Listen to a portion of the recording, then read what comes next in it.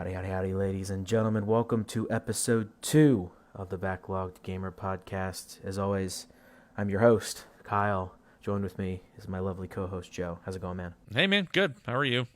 It's going all right. It's going all right. This week has been pretty fun. Things have been pretty chill at work for the most part. And That must be nice. Trails of Cold Steel 3 came out.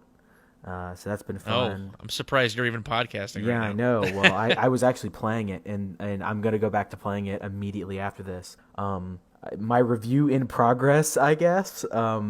It's good. The gameplay is better than it was in 1 or 2. It's got some more strategy elements, which is cool. Things have been, a little fleshed out a bit more. Things have been balanced in a way that it's a little harder to cheese the AI. I still figured out a way to do it. It only took me about an hour, and I'm cheesing the AI again. But they did make it harder on me this time. That's for sure, because it only took me about 10 minutes in the first 2 games, and I immediately found exploits. When did this come out? This came out on the 22nd, but your boy got it on the 21st. Okay, how'd you get early? I don't understand how these people always post these things on Facebook and stuff where they get this stuff early. The only thing I can think of is that somebody works at a GameStop or something and they stole it or something. Okay, well, I ordered it directly from NIS America's website. I actually ordered the collector's edition, the Thor's Academy edition. Okay. And it automatically came with, I think it's called the early enrollment edition of the game, which is essentially I guess it's like the physical copy that people get sent if they pre-ordered it. So I guess what it was is that people that pre-ordered it got it a day early, which is actually pretty cool. Oh, okay. That's awesome. I don't think I've ever had that happen with anything I've pre-ordered. Yeah, I don't know. I don't know. I guess NISA America is just trying to, I don't know, maybe just build some extra hype and all that stuff. And the reviews that have been coming out have been positive, which is good. And see more posts around it, internet and stuff. And so I think people are starting to kind of wake up on the series and stuff, which is cool. But I saw a few people posting about the first one, that it was on PS Now or something like that. Mm-hmm. And yes, indeed. Yeah, so. I have physical copies of 1 and 2, but it is cool. It's on PS Now. I highly recommend people download it and try it out. It is one hell of a slow burn, but if you get to the end, you'll be hooked, and you'll probably want to jump in right into the second one like I did, because originally, when I played the first one, I had only intended to play the first one, and then I had another game on my list that I was going to knock out, and that shit didn't happen. As soon as I got done with the first game, I was like, I actually own 2, so I'm just going to play it. Because 1 was interesting enough to where I was halfway through it, and I bought the second one. Right. And that should have tipped me off right away that I was not going to do anything according to plan. That should have immediately been a massive red flag to be yeah, this right. is not how your schedule is going to go down, man. But I was it'll be fine. I'll just wait, and that didn't happen. That's why it's called the Backlogged Gamer, right? Yeah. Well, I can tell you, I've been trying to get up on my backlog, but it didn't. I get these periods of time where I say, okay, I'm gonna beat this. I think I told you about Astrobot and Batman, and I got both of those platinums this week. Oh, nice. And yeah, so I knocked both of those out, which, Batman was easy, but Astrobot actually took some skill. I still think that's one of my favorite gaming experiences this year. That game is just incredible, but I'll wait to talk about that when we talk about VR. But I got both of those platinums, and I'm like, all right, this is what I had to do to get this out of the way to play Just Cause 4. And then my wife wanted to play VR, and I started browsing around Game Pass, and I'm like, it's Halloween. I kind of want a spooky game. I've never played Alien Isolation, and then I get into this thing, and it's really actually cool, to be honest with you. It's kind of almost feels like a first-person Dead Space.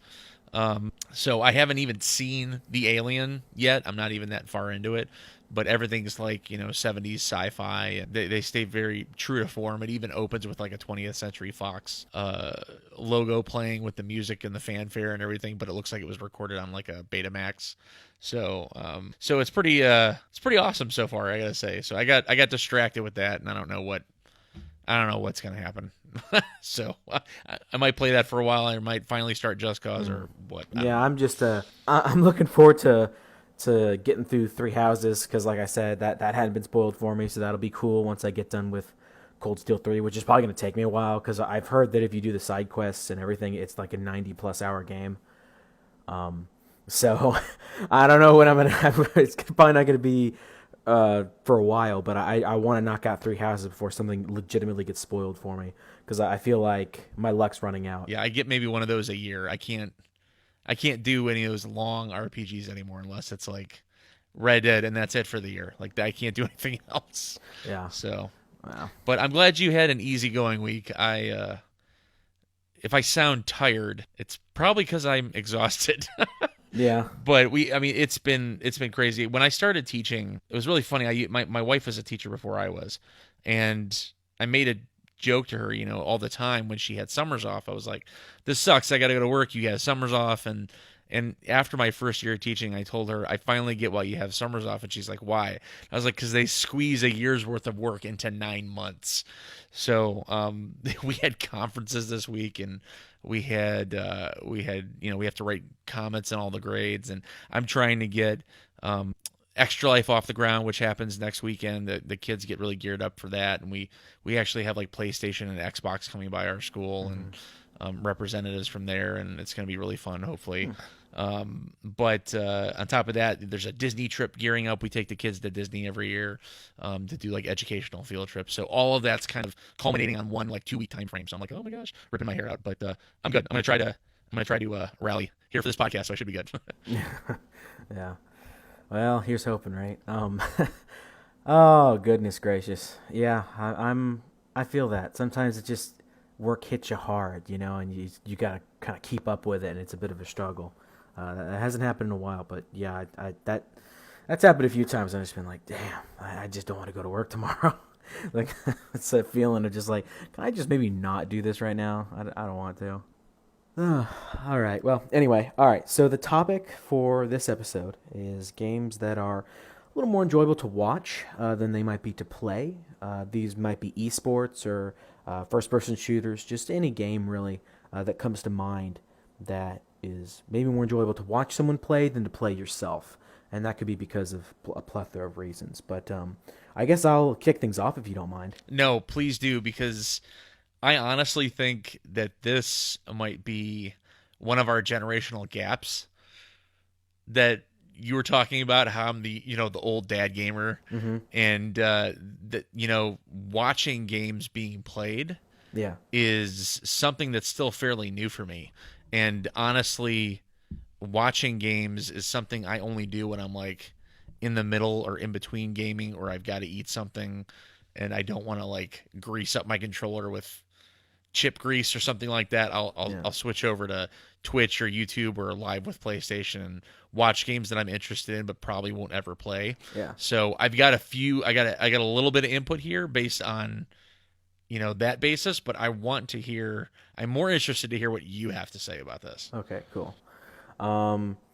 So for me, the first game that comes to mind is Counter-Strike Global Offensive, which is a first-person competitive shooter that CS:GO, all right.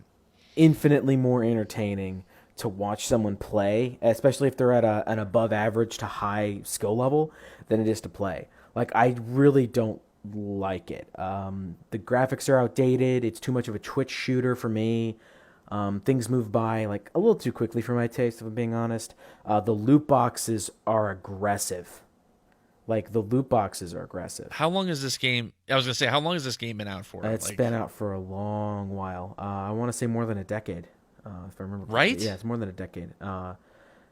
It's still going strong, and that's good. I'm not saying that, oh, well, it's outdated, it's old, therefore it's bad. I think there are certain things that other games do better in terms of like quicker gameplay. It's just so much of a Twitch shooter. Where things are decided in like a split second. And if I'm playing Rainbow Six Siege, that's okay, because most of the game is actually very slow. And then when things happen, they happen in a flash. It's like a Sergio Leone film, like Good, the Bad, and the Ugly, where the final confrontation is just these three guys looking at each other like who's going to make the first move. And then when the action happens, it happens in like a split second. One of them draws and it's just over. So that's like Siege, and I'm okay with that. But the problem with Counter-Strike is that everybody's running around. Everybody's just running around all over the map, and it's just something that I don't necessarily enjoy, but watching the tactics that go into high-level play is always really entertaining. Now, this is going to be a game where I think you might have some interesting input in because you've played it, and I haven't. And the reason I haven't played it is because I can already tell it doesn't look like necessarily maybe my cup of tea, even though part of me still is like, I want to play it or I need to play it. And that's Red Dead 2. Ah, Red Dead okay. 2 looks like Rockstar wanted to make a Western miniseries, and then they realized they were a game developer, and they said, oh, fuck, we better put gameplay into this thing. Because the cover mechanics look sluggish. The gameplay looks like Red Dead 1, essentially. It's like, wow, you guys realize that, like, time has gone by, right? Time has, like, gone by, and some years have happened. People have gotten older. Like, you guys know that, right? It's like they're stuck in a time void. It looks exactly the same. So you've played it. Yeah. What is it like? Gosh. You're saying what I said when it came out, like Oh, verbatim. okay, cool. I mean literally, and I'm a fan of the game. But you know, it's funny when it came out. I said the exact same thing you did. I said the game looks amazing. The graphics are incredible. Amazingly, it looks like it's an HDR, but it's not even an HDR. It's like SDR or something like that. Even on like PS4 Pro and Xbox One X, I think the resolution's a little higher on Xbox One X, but they didn't even put like full blown HDR into the game. It was some kind of mix match of SDR and something else. But it looks good. It looks incredible. The acting and story are top notch, but it's like the gameplay was stuck in a time warp, and they haven't updated the gameplay since the first Red Dead. And in a way, it was jarring at first, but then I was like, oh, this feels like the old Red Dead, and I kind of fell into it a little bit. Um, I don't know. It's strange, and I had a big complaint when Grand Theft Auto 4 came out because a lot of people, it's crazy. One of the students at my school, I walked past him the other day, and he was playing Grand Theft Auto San Andreas on his iPad, Whoa, whoa, whoa, and hold up. Wait, really? That game can be played on an iPad? that game can be played on an iPad with a PlayStation or an Xbox controller. That's kind of amazing, if I'm being honest. That's pretty badass. Yeah, all of the Rockstar games can be played. All the PS2 era Rockstar games can be played on an iPad. That's pretty awesome. I mean, I have Bully on my flipping iPhone for goodness sake, because I've never played Bully, and I put it on there and forgot about it, but it's still on there, and I need to get back to it. But he was, I mean, and it looks outstanding. It looks way better than it did on my PS2. But there was some simplicity to be said about. I don't know if you remember the controls or how you played. Did you ever play San Andreas? No, Okay, I was so not a PS2 person. that's fine. That's fine. But like, so the thing about San Andreas is it had. You're familiar with the trigger buttons, right? So Oh yeah, it yeah. had L1 and R1 was simply like L1 you would hold down and you would fire out the left window. R1 you would hold down and fire out the right window. And if you got really good with the controls, which I became like a savant at the controls, especially on a motorcycle, you could like peel and fishtail and fire out the right window like as you were fishtailing around and stuff. And I mean, like it only needed to be in like slow motion with an explosion behind you, and all of a sudden you were like a Michael Bay movie. But but I loved that, and I love the simplicity behind it. When they transitioned to PS3 with Grand Theft Auto 4, they built in this whole complicated, like, okay, now you're aiming with the left stick, but you have to, put your left finger on the left hand side and bring your middle left finger over to the right hand side. It was just this crazy, like, weird orchestrated dance you had to do with your fingers just to figure out how to fire properly in the vehicle, and it became very complicated because there's only one camera, so the camera's either pointing where you're driving or the camera's pointing where you're firing. So I would move the camera to fire and then up running into a telephone pole. So maybe other people didn't have as many problems with that as I did transitioning over, but as frustrated as I was with how the controls were in Red Dead 2 at first, I then became kind of nostalgic about it, and then I realized, oh, I actually appreciate this because this feels like it was made like a year after the first Red Dead, but Hmm. someone just remastered it recently with updated graphics. Yeah. So it was frustrating, yes, but then you kind of got used to it, and it felt good in a really weird, nostalgic way. Yeah. So at least for me. Yeah. Okay. So in terms of Grand Theft Auto, like there's like a 2 sentence tangent I'm gonna go on, and then I'm gonna stop, and you can respond if you want, and then we'll move right back into the topic. That You cool. know, it's a game that I think is better than most of the Grand Theft Auto games that people don't talk about.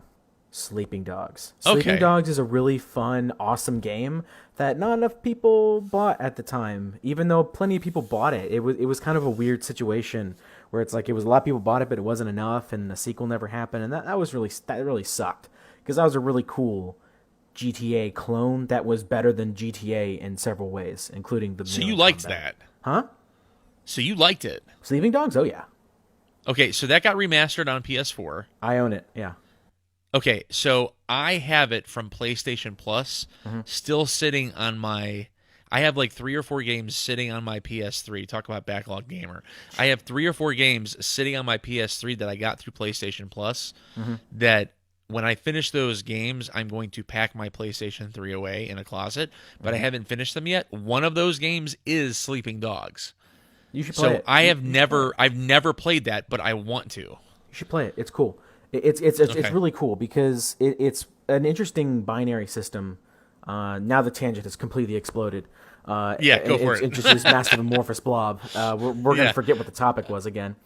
You're gonna have to send me a message over Discord like, what the hell are I we talking I've about got this episode? I've got it. No, I've got it up on my phone. The text message that you sent me, and I will read it again whenever you want me to because Oh, I've that's already awesome. forgotten. That's great. It's like real refresher. Like, for fuck's sake, this is what we're supposed to be talking about. Please, can we get back to Right? this? Oh my gosh, it's a Friday. Yeah. No, it's really cool because you're an undercover cop, and you can, since you're in with like the triads, like essentially, Asian mafia, right? Yakuza or whatever you want to call them. Right. What's interesting is that you want to cause enough destruction that they like you, and you get like triad points, I think is what they're called. But then you don't want to do too much because you lose cop points. So what's interesting about the bar is the cop bar starts completely full, and the triad bar starts completely empty. Oh, So for okay. every triad thing you do, the cop bar goes down and the triad bar goes up. It's a really cool system that I haven't really seen in pretty much any other game I could think of off the top of my head. It's kind This of a is shame that never got a sequel, but this is the one where you can like slam people's faces into like air conditioning oh hell yeah, dude! The mid melee system fight. is Yeah. awesome. The hand-to-hand combat system is really fun because it's like it takes the really tried and true kind of Arkham formula, like Batman Oh, Arkham good. Asylum and stuff, Good, good, but good. then does some cool shit with it and makes it like Tokyo action, or not Tokyo, I'm an idiot. Hong Kong action movie. See, I'm like scatterbrained tonight. This really is a Friday. Like Triad, Yakuza, same thing. I can't get the topic right. I can't get my fucking geography right. Like I almost said geology. Like I am not okay right now. And of course, the teacher's laughing at me. Oh, this dumb Oh fuck my doesn't know what gosh. geology versus geography is. Oh, this is great. We're off the deep end. I love it. I know we've completely abandoned the fucking topic. I brought Well, up I one gotta- game and I had like Well, I- three. Oh no, I brought up I've two. got Never to mind. I've got to ask you though Yeah. with Sleeping Dogs, see, you played the remaster.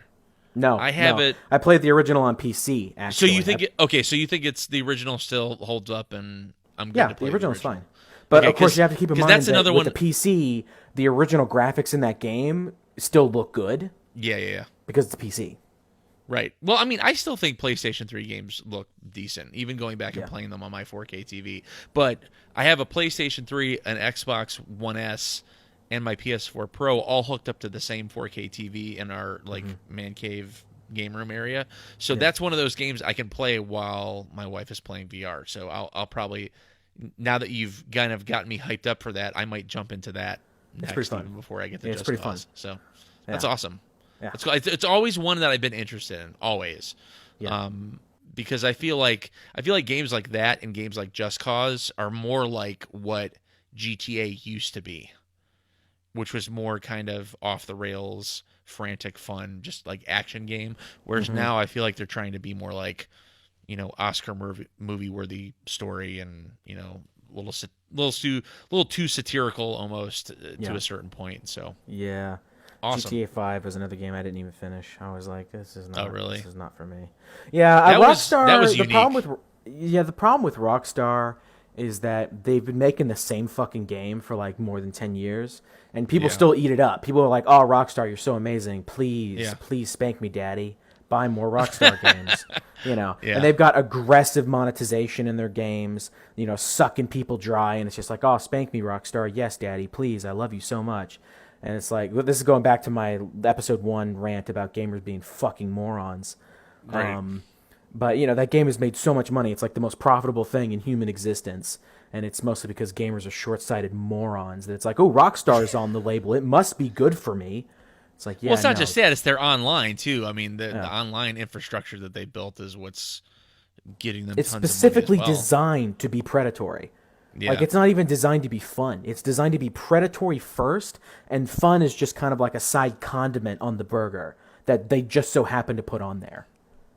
It, like I have very little respect for Rockstar now. Like they really Really? dropped the ball on their internet, like kind of functionality, like their online modes, Yeah. being so incredibly predatory. And that's one of the reasons why I like to watch Counter-Strike and not to play it, because the microtransactions are just so predatory. Where you got to buy keys to unlock boxes to just random shit that might not be any good, and it's this rampant gambling economy that preys on children. Well, that's one of the main reasons why I don't do any multiplayer.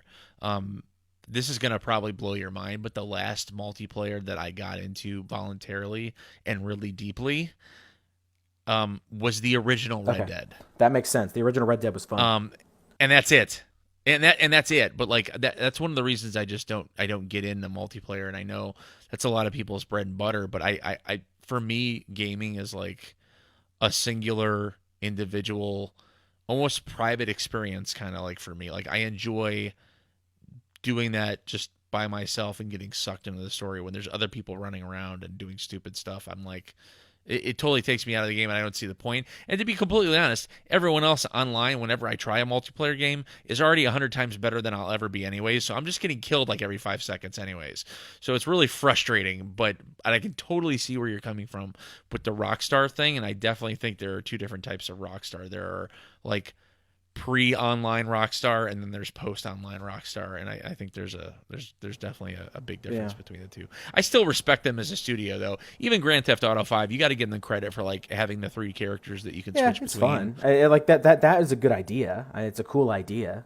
That it's a great idea, and the technology behind it, how they got it to work on PS3 and Xbox 360 or whatever. It just I don't even fully understand how they got that to work, but they did they did a good job with that. They're definitely unique, and I think they're heralded as one of the better companies in the industry for the tailored experiences that they create and how dedicated they are to the single player experience. I mean, they could have chopped up Red Dead Redemption 2 into a story and 3 different DLC packs, but they threw it all in there in a prologue, 6 chapters, and 2 epilogues. They could have broken that up and cut it up and sold it as DLC, but they decided not to do that. So I see where you're coming from, but I still respect them on the single player aspect. I respect them as storytellers, and that's one of the reasons Yeah, why I don't really play Rockstar games. I watch them because their stories are always engaging and their characters are always good.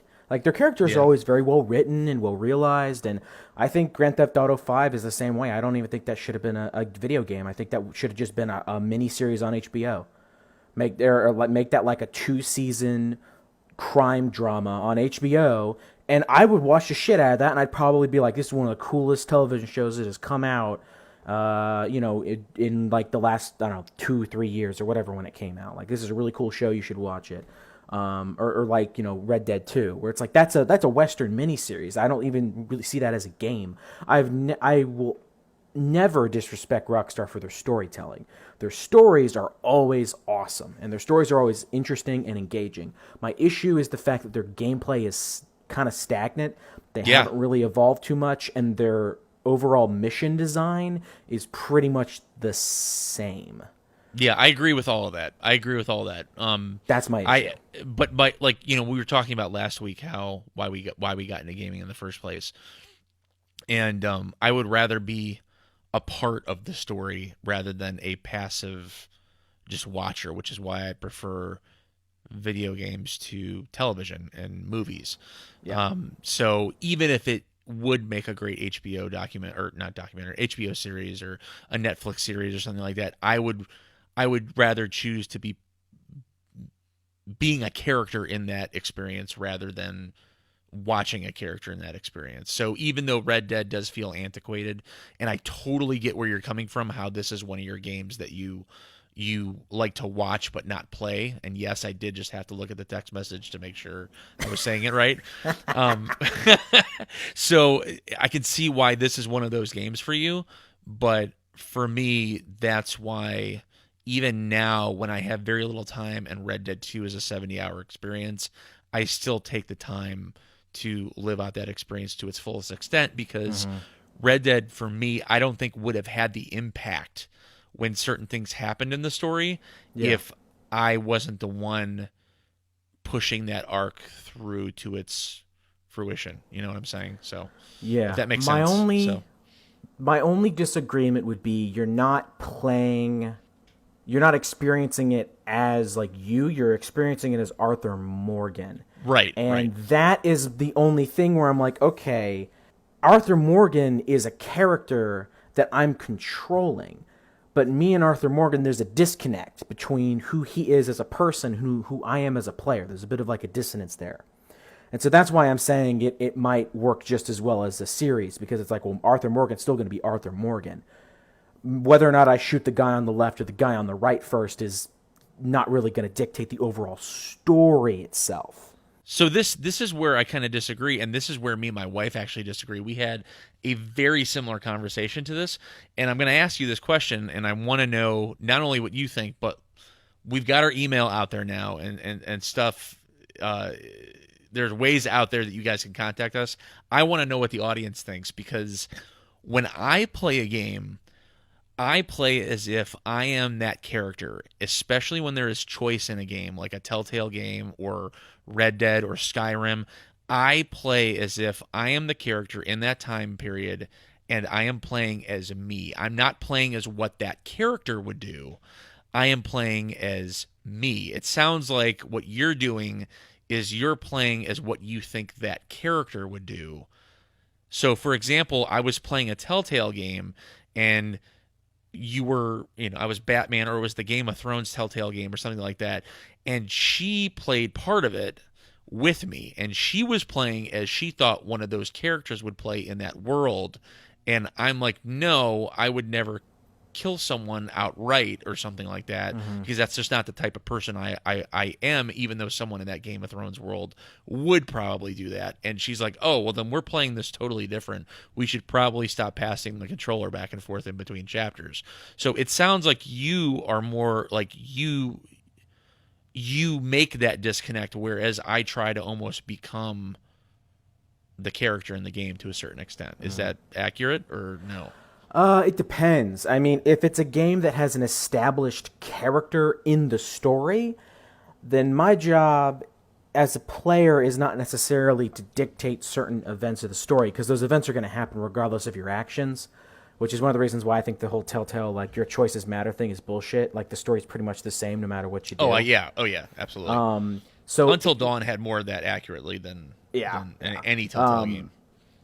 If it's a genuine, like, make your own character, we're going to set you loose in this world game, like, let's say Fallout New Vegas, then yeah, absolutely, I'll play like how I would actually do it. But if I'm making a choice based on the character that I've been shown via the story, then I want to see how the story would play out in the most naturalistic way. So I'm almost playing it, again, like a movie, because I'm like, okay, well, this character has an established end goal. They have an established fear, and established, like, they have all these established traits to them. So doing things that are opposite to those established traits doesn't really make a lot of sense, especially if you're playing a more linear game. Like Yeah. Red Dead, to be honest, because like Red Dead's ending is always going to be the same. You're not going to do something that's going to radically change the ending. You're going to be like, oh, you're going to get ending C plus. Like that's not how it works. Yeah. And that makes sense, I guess, too, because I think that also falls into why I enjoyed the first Red Dead more than the second one, the more recent one. I love Red Dead 1. Red Dead 1 was amazing. Yeah, right. And I think, but that's why I think I loved Red Dead 1 more, the first Red Dead Redemption. And I don't think we're getting into spoiler territory with Red Dead 2 here when I say this, but just be warned. With Red Dead Redemption 2, I feel that redemption arc took much longer, and I was a really not a great guy for too much of the game before I got to that redemption part.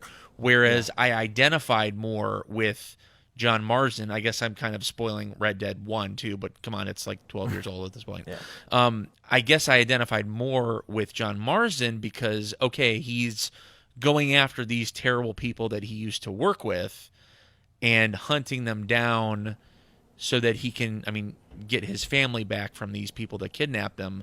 But these people that he's hunting down are bad anyways. So he's kind of like a bounty hunter that is not like the most awesome, like not the most awesomely moral character in the world, but he's still ridding the world of bad people, even though he's not maybe the best person himself. So I identified, I think, just me myself as that character in that game more, which is probably why I like the first Red Dead more. Like when there's a game like Infamous or something like that where you can choose to play through as good or evil, I always choose the good first. So that's more like me. I always have trouble being evil or bad in a game, which is I think where all that ties in for me.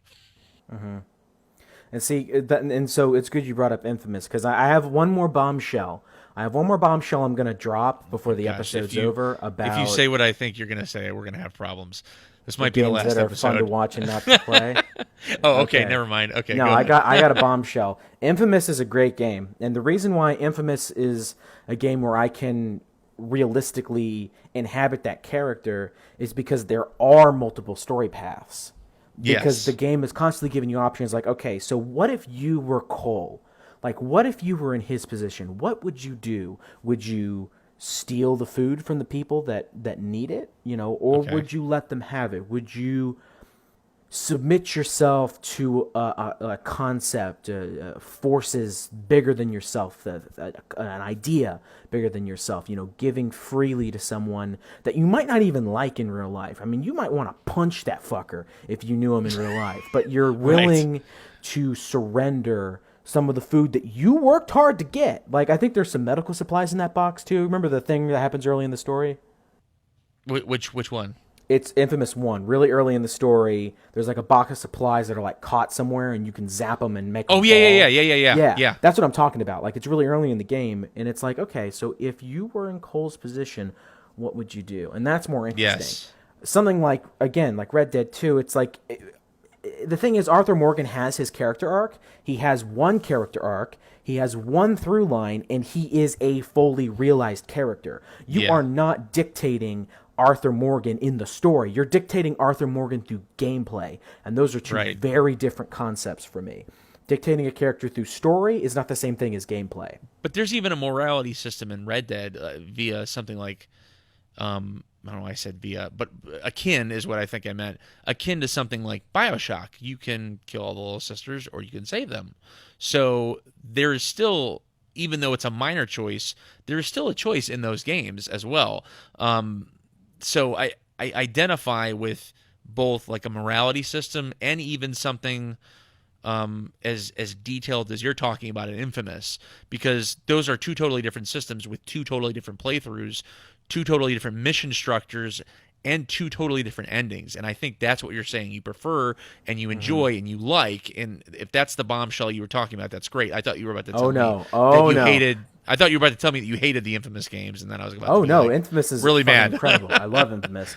Well, Mass Effect's the same thing. Really quick, in terms of choice, we're like, you are Commander Shepard, where it's like, okay, Yes. you're not playing as just a set character. You have more Right. options in that game than you do in Infamous. Like, you get full dialogue wheel options and like different things you can discuss, and there's a much bigger cast of characters.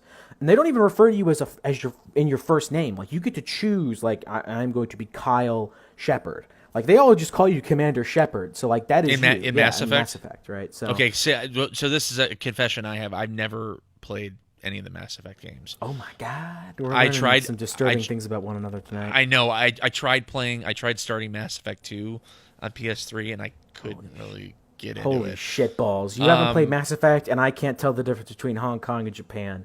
We're in trouble. Triads and what was the Yakuza. other one? Yakuza, yeah. Yeah, we're in trouble. Yeah. We are morons, as they would say. The morons with like a little squiggle line Morons. above O. How's that how you pronounce, like with a fancy French squiggle line over the word moron? Morons. What do you, the little oh gosh, what's that called? I don't know. I just call it the surrender squiggle. So I was listening to another podcast where they actually said the word of that, what that squiggle is called. Now, of course, I can't think of anything. Okay, It's so the podcast final curse. bombshell. Anyways, the final yeah, what's a bombshell?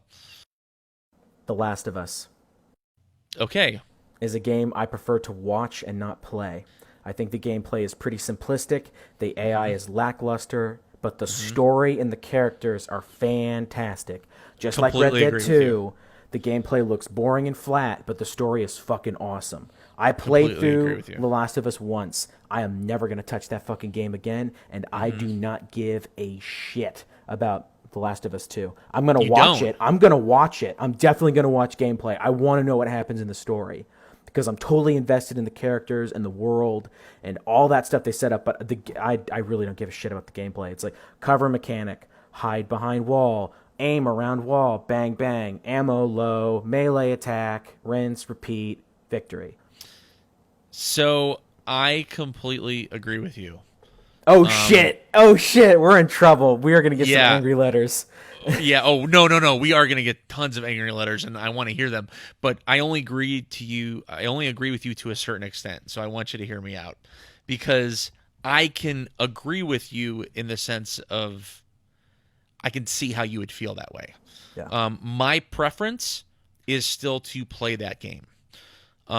Last of Us. First of all, I think Last of Us is a masterpiece. Oh, it is. It totally is. Naughty Gameplay, Dog- not so much, but story, definitely. Right, but Naughty Dog are some of the best game makers out there, in my opinion. Yes, their shooting's a little off, and their gameplay might not be top notch, but it's still up there. It's still pretty good. And say what you will about the gameplay, it's more for me about story than anything else. There are points when we have a podcast about BioShock that I can rip into the gameplay of that game as well, and the downfalls that they have there. But it's also a 12-year-old game at this point in time.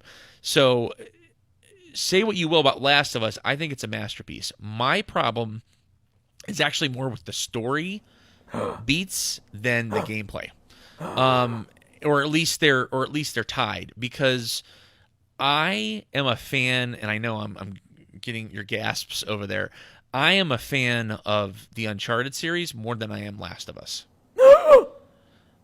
Much more. You know what? I what? am too. Are you really? Bum, bum. Yeah, That's I a love second Uncharted. bombshell. I love Uncharted. Second bombshell.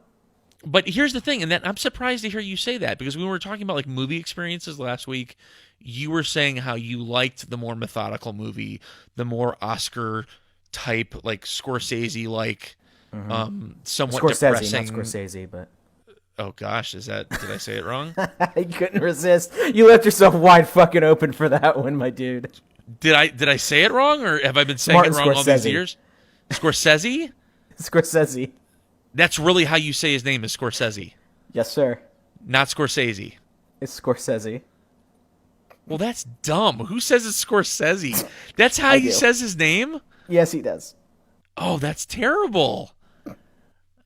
I wonder how it's like to have a name that 90% of the population on the planet pronounces it a better way than you pronounce it yourself. Scorsese? Scorsese. That sounds stupid. This is more Scorsese, I swear. Yeah, Scorsese sounds like way cooler. It's like Jack Swayze. Like, who's Jack Swayze? No, that's stupid. Patrick Swayze. Yeah, Patrick Swayze. Yes, Patrick Squizzos. No, oh gosh, man, Martin. On top of saying the Patrick Marvel movies, Squizmark is my favorite actor. oh gosh, on top of saying all the Marvel movies are total junk, like he said this last week or whatever, he just went down a notch in my book. Martin Scorsese. Oh, hang whatever. on. Anyways, He didn't say they were garbage. He said they were theme parks, which is objectively true. That's what they are. well, who's the one that said they were garbage? It was That was Coppola. That was Coppola. Oh, okay, all right. Francis Ford Coppola said that. They both. And here's the thing: if he wants to talk about garbage, he needs to talk about some of the films he's been making in the last 6-7 years. Yeah, exactly. But anyways, wow, that kind of blew my mind. I've been a movie buff my entire life, even more than I've been a gamer. I'm gonna fact check this thing, and if you're wrong, next week I'm gonna rail into you. That's oh, you're not gonna fact check it now? No, I need everyone to write in too. Tell me how you say it. Like, I want to know if there's on record him on video saying you pronounce my dumb name Scorsese, not Scorsese. You know how when actors and directors become part of the Screen Actors Guild and they have the choice to register their name totally different than what their natural birth name is? He should have changed his from Scorsese to Scorsese, because that doesn't make any sense to me whatsoever. That's hilarious. Okay, anyways, I'm mildly offended by the fact I've been saying it wrong, but I'm even more offended by how stupid it's actually said. So, anyways.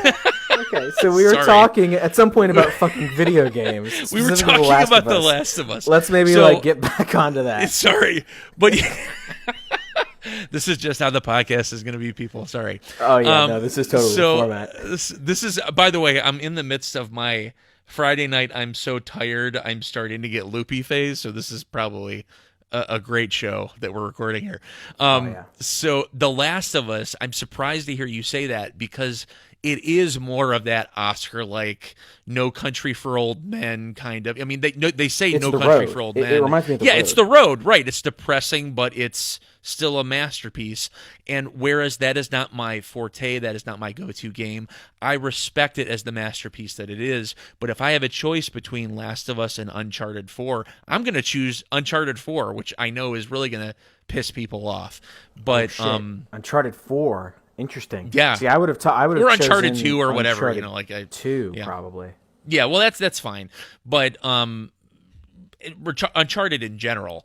Maybe not Uncharted 1. But anyways, so that's just kind of my feeling. Now, ironically, as Last of Us 2 has been in the news and stuff, something that's really hard for a backlogged gamer to do is go back and play a game over again, which is something I usually only reserve for BioShock. But I recently listened to a podcast all about kind of recapping The Last of Us as a game, and I kind of, now that it was free on PS Plus last month, I kind of want to just load it on my hard drive and maybe try playing it again, because that opening alone is the opening's great, worth watching over again, and I kind of got this bug in my brain to kind of go back and try to play it again, but I feel like I'd get an hour or two and it'd be like, oh no, I remember this and I only needed to do it that one time. So I will play the second one. I'm not excited about playing the second one. I'm excited to watch the second one. I'm legitimately excited for that. But I think that's the point I was trying to make, is I think that's the generational difference between you and me. The YouTube generation and stuff is a valid option in your mind is to just watch a game, whereas I almost see that as insulting.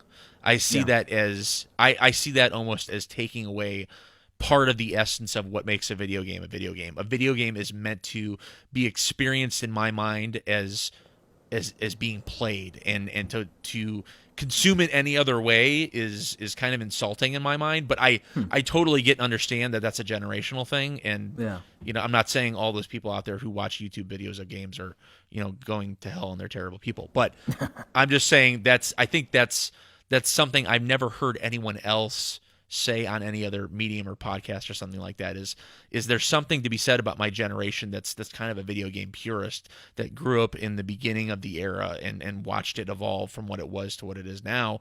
Games are meant to be played, not watched, in my mind. So when Last of Us 2 comes out, if I find that I am interested enough in it and the reviews are good and it's not total garbage, I will give it the respect enough to play it as opposed to watching it. Interesting. So, See, it's interesting you say that games are meant to be played and not watched, because to me that's true. But I'm not talking about games. I'm talking about stories, and stories should be watched, not played. I think that can be both. They can be both. I think games wouldn't be where they're at right now if they couldn't be I mean, both. some of them can be both. Some of them do a really good job at being both, but some Naughty of them Dog, are just yeah. better suited at being stories and just focusing on storytelling. I think again, I think Red Dead 2, if it came out as a miniseries, people would be like, "Oh, this is fucking awesome. This is great. I love these characters. It's so cool. It's awesome. The action scenes are fun." I think you could get a good Western director to do that. And nothing would be lost in the cultural zeitgeist, I guess is what I'd argue.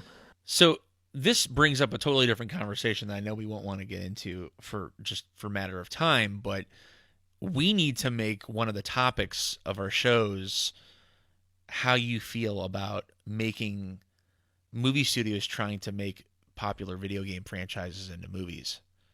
Because it sounds like you might swing one way on this from what you're saying right now, but I'm interested to hear what you think about that. I think because the majority of gamers out there are like, "Oh, leave video games. They're their own experience. Don't make movies out of them." But I think that needs to be a topic that we discuss in the future, because you want to talk about that next episode? Yeah, like the next solo episode, you and me. Yeah, next episode. Yeah, no, that sounds great. Yeah. Well, I mean, we can let the audience write in as well and let us know what they think. Yeah, but certainly. I definitely think that needs to be on the list, because I could go on with this with you probably for another hour just on the basis of story and what role it plays in video games and stuff. Yeah. But what I was gonna say though is the Last of Us, they just nailed that story, and I can totally understand where you're coming from with you preferring to watch that as opposed to playing it. I feel like there's a lot of people that fall into that category with Last of Us. So yeah, because like I said, I played through it once, and then I went back and I watched someone else play it, and I was just as engaged. And that to me was like a switch in my head. Like, wait a fucking minute. If I was just as engaged playing the game as watching the game, what was I engaged by? And I was like, oh, it was the story, it was the characters, it wasn't the gameplay. The gameplay was just some shit I had to get through to get to the story. And I didn't think of it like that in the moment. I wasn't thinking that way. So Last of Us was kind of the thing that like flipped a switch in my head, where now there are certain games where I'm just like, I'll just watch it. So it's kind of Naughty Dog's fault, honestly. See, I didn't mind the gameplay, because I only knew the gameplay was at the service of the story, and the gameplay wasn't a focus for me. But I didn't mind it. I didn't think it was that terrible. It didn't detract from the story. To me, if the gameplay is so bad that it pulls me out of a story, that's when I'm at odds and I have a problem. But that wasn't the case with this, and honestly, that's never been the case with a Naughty Dog game. But no, I can totally see where you're coming from in that sense. But I think where I come from in this topic is a totally different space than where you come from. Which, are you ready for me to get into that?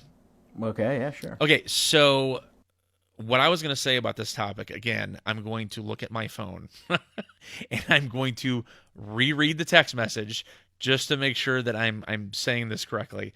But the topic, we should write the topic like 4 times in the the little descriptor on iTunes and Facebook or whatever. Like, this is what the fucking episode's about, please. Exactly. So games, when I thought games that are fun to watch but not necessarily fun to play, the reason where I was like, and I didn't tell you this before we got on the show, but the reason why when I saw that I was like, oh crap, I couldn't think of anything, is because of what we just talked about, where I feel like games are meant to be played. If I'm not interested in the game enough to play it, then I just don't have anything to do with it. But where that has changed for me recently is with the advent or the the coming of the Twitch age and the live streaming age. So if there is a time period where I'm ready to play a game, but I'm like eating something and I'm upstairs and I got my PlayStation on and I don't want to like go into Hulu and start a show or something, I'll open live with PlayStation. And I like to continue to be part of the conversation, but as a 36-year-old with a full-time job, I've only got so much limited time, right? So when I want to know what a game looks like or plays like, but I know I have no interest in actually playing it, I will watch someone else stream it if I can find someone who isn't like yelling obscenities over their stream, or if I can find a stream where no one's talking at all, then that's perfect. That's all I want to see. But the last example of that I can think of was Sekiro. Or Sekiro, or however you say that. I still don't know. Shadows Die Twice. Shadows Die Twice. I still think I have some interest in that because I really like stealth games, but I checked that out on a live stream. I'm also very afraid of like spoilers and stuff, but I do like that some of the stuff, especially on PlayStation, if it is a spoiler thing, sometimes they'll block out the screen. Or if a trophy is a spoiler, they'll block that out and stuff too. But something like Sekiro, I will watch for a little while and be like, oh, okay, this might be something I'm interested in. I'll either stop watching it or come back to it later and watch some more if I haven't made up my mind. So the only time I actually watch games is really to strictly determine whether or not I'm interested enough to play that at a later date. So that's where I think this conversation with you took a very interesting turn, and I'm glad you held the majority of the conversation, because when it comes to this topic, I don't typically watch people play games, period. I run the esports team at our school, so I watch them, and it's funny you were talking about CSGO earlier, because even though it's over a decade old, we are going to have a CSGO team at our school. So I watch them play that, and it's fun to watch the kids play Overwatch, and I can get into it in the sense that I can get into a football game sometimes, even though I'm not a huge football fan. But I would never play Overwatch on my own. I've tried, and I'm bored playing it. Yeah. I actually do have more fun watching that than I do playing it. But if I was not an esports coach, I would never have even watched it in the first place, let alone played it. So, all right, yeah. I mean, yeah. I just Death Stranding's coming out soon, and what's funny is that I ordered the collector's edition. I know I told you that first episode. Oh, that's right. Yeah. If that game doesn't catch me, I mean, I'm not going to sell the collector's edition. I bought that just to show support. So will you finish it? I'll just watch gameplay of it. So you won't even finish it. You'll just play up to the point you can't stand anymore, and then. If the gameplay's boring, then yeah, I'll just be like, oh, I want to know what happens to the story, and I want to see parts of the world because the graphics look cool, and the sound design looks like it's on fucking point. I mean, that 8-minute trailer they released with like the sound design, whoever did like the editing and like the mixing and all that shit. See, I didn't see that one. Banger ass job, good sir. Yeah, but, I didn't watch that I'll one end yet. it there. I don't really have too much to say about Death Stranding, but Gotcha. yeah, this is a fun episode, man. This was fun to sort of shoot the shit about games that maybe have like flat gameplay per se, but there's nothing wrong with enjoying games that might not have incredibly revolutionary gameplay. Sometimes the story is enough to engage players where they don't even think about gameplay. They just go through the story because they're so engaged. Yeah, but that's really good, because this whole conversation has been a really deep generational insight on my part into. I know there's not like a huge difference between you and me, but that's definitely a generational difference between you and me, whereas I went into this episode thinking I wouldn't have any feedback whatsoever, and I had more than I thought, but I ended up revealing a side of why I play games that I think is just completely different from me to you to even like the kids at my school. So that's really cool. It's a point of view that I've never really thought of before when I think of people who play games in general, whether regardless of what generation they're in. So I liked it, man. This was cool. Yeah, as Joe was saying earlier, please send us emails, send us any questions or comments, and we'd love to read what you guys have to say and talk about it on the show. And that should all be linked on the Facebook page and all that stuff. All that's been set up and it's ready to go. But yeah, I hope you guys enjoyed this episode full of geography mistakes and hot takes, but yes. But before we get off of here, I know some people were probably asking or inquiring, we are working on getting this on iTunes or Spotify or both. Yeah. So bear with us. This episode will be going on iTunes and Spotify. We'll make sure that. Yeah, we'll make sure that happens with this one. It just might take a minute. Yeah. So just it might hit Facebook before then, but just bear with us. We appreciate your patience because it's just a work in progress. We're only in our second episode, so. All right, peace out, guys. All right, later.